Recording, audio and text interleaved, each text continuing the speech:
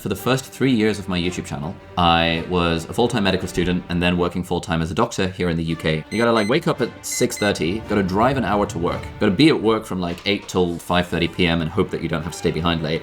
You drive an hour back home from work. It takes a bit longer because it's rush hour and everyone's trying to get home.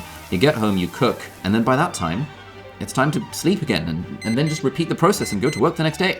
Where the hell do you find the time to make the YouTube videos? Even now, I still struggle to find the time for YouTube videos because now I'm building a business and blah, blah, blah, and have a whole team of 20 people and all that jazz. Having said that, somehow I've become known as a productivity expert. And so I want to share some of the things that have really helped in the world of creating educational content that makes it feel a little bit more effortless. You gotta just press record. Hey, what's up? Sean Cannell here with Think Media. In this video, we're gonna be learning from Ali Abdaal. He recently spoke at our Think Media YouTube Summit. And if you actually wanna get on the wait list for the next one, we'll put a link to that in the description down below. But in this video, he shares his 5-step video creation process, all the way from ideation to publishing the video. And this is gonna help you not only save time and be more productive, but it'll ultimately help you get more views as well. So let's cut right into the video. Essentially, what I realized after talking to a business coach, what we did was we got out a big piece of paper and we drew out the stages of video production. And the first stage is idea generation. The next stage, at the time I was making the video first and then doing the title and thumbnail. But what I appreciate now is that title, thumbnail, and even hook, TTH, comes first. If there is only one thing you take away from this talk, do not even think about what your video is going to be. Don't even think about writing the video unless you know what the title, thumbnail, and hook is going to be. You don't have to create the thumbnail in Canva or Photoshop and stuff, but you should have a very good idea of what's the title, what is the thumbnail, and what's the hook. And by hook, I mean the first 30 seconds. All of that stuff should be done way in advance of actually trying to write that video. So you start with the idea. This is the concept of the video. You got title, thumbnail, hook. Then it comes down to writing the video. Then it comes down to film. Then it comes down to edit. And then sort of publish and analytics and stuff. That sort of thing. And at the time, he asked me, how much time are you spending at each level of the process? And I was spending 10 hours a week on editing, which was just really dumb. And he encouraged me to outsource my video editing. And so after 2 years of doing all my video editing myself, I decided to outsource my video editing. The number one tip, unfortunately, that I would recommend for anyone who is struggling with consistency or time management is you cannot be editing your own videos. Unless you really, really, really love it. And if you really, really, really love it, then fine. Okay, is it the highest value thing you could be doing, etc., etc. But we're thinking like a business, right? Editing is, for most channels, a thing that could be done by other people. Editing is not necessarily the thing that you have to do yourself. So you automatically free up a ridiculously large amount of time by just outsourcing your video editing. Then at this point, people are like, well, I'm not making enough money, and et cetera, et cetera.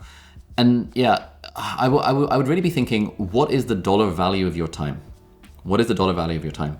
Maybe your YouTube channel isn't making money, but how much do you value your time? Would you rather edit videos for 8 hours, or would you rather spend those 8 hours coming up with new ideas, or coming up with filming new things, or spending time with your family, or hanging out with your kids, all of that stuff? What I realized is that even when my YouTube channel wasn't making money, I should have really outsourced my editing, because I was working as a doctor, I was earning $15 an hour, so my time is worth at least $15 an hour, right? And I can find an editor for $10 an hour. Great, I've now got arbitrage on my time. I have now freed up this enormous bottleneck, which is the fact that it takes me 10 hours a week to do my editing. So the first recommendation I would give is please, please, please outsource your video editing. People always have issues with this. I have a whole session in my course where we teach people how to outsource their video editing. People are always like, oh, but I don't have the money. No one can edit like me. But my style is so unique. And every time for the last 4 years, I've been saying to every student in my YouTuber Academy that guys, come on, you just need to outsource your editing. Here's how you do it. And every single person I've ever met who's actually outsourced their editing has come back and said to me, wow, I'm so glad you pushed me to outsource my editing, because now I have all this free time and now I'm not stressed anymore, etc., etc. So if there is one thing you take away from this talk, please let it be that if you are currently doing your video editing, I would implore you, do whatever you can to outsource that. Get it off your plate, because usually for most people, editing is not the fun part of making YouTube videos. If it is, it's a different story, but you're kind of in the minority there. So we realized we should outsource my video editing. The other thing I've realized over time is that, what's the thing that takes the next amount of time? Idea generation is kind of quick. Making a title and a thumbnail, like, you just take a lot of photos, you have a thumbnail photo library, you have a house style for thumbnails, it's not that bad. The writing process has the potential to take a very large amount of time.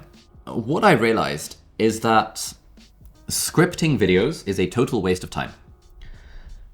If you are a educational YouTuber and you are struggling to produce videos consistently, I would very much recommend not scripting your videos and instead just talking through bullet points.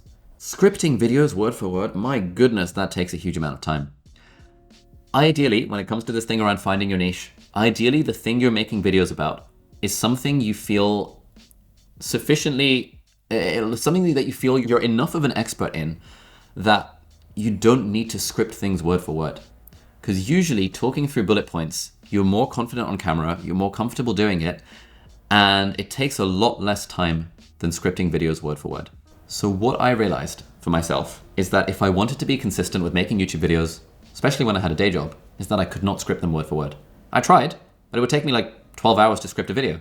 And then I'd be trying to read it off a teleprompter, and then it would be a total show, and I'd be like, oh, I'm stumbling over my words. And so if I just removed that requirement to script things word for word, and I just thought about bullet points, then that made all the difference. If you got value from that session with Ali Abdaal, hit the like button, and you can check out Ali's channel linked up in the description down below. Also, highly recommend his book, Feel Good Productivity. You can grab it on audiobook or physical. That'll be in the description as well. And if you want to check out Gary Vaynerchuk's session from our YouTube summit, click or tap the screen to watch that next. Subscribe if you're not subscribed, and I'll catch you in the next one.